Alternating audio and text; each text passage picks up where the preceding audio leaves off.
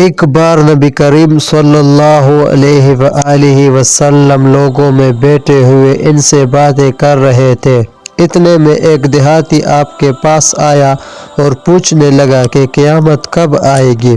آپ صلی اللہ علیہ وآلہ وسلم اپنے گفتگو میں مصروف رہے۔ بعض لوگ جو مجلس میں تھے کہنے لگے آپ صلی اللہ علیہ وآلہ وسلم نے دیہاتی کی بات سنی لیکن پسند نہیں کی۔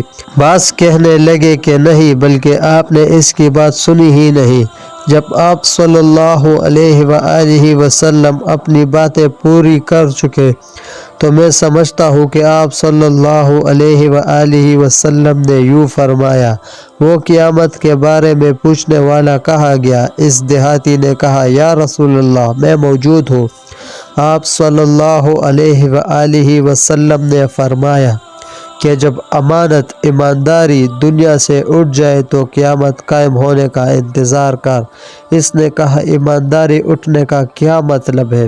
آپ صلی اللہ علیہ وآلہ وسلم نے فرمایا، جب حکومت کے کاروبار نالائق لوگوں کو سونپ دیے جائے تو قیامت کا انتظار کر۔ مزید اس طرح کی خوبصورت احادیث کے لیے چینل کو سبسکرائب کریں، ویڈیو کو لائک اور شیئر کریں۔ شکریہ۔ اللہ حافظ۔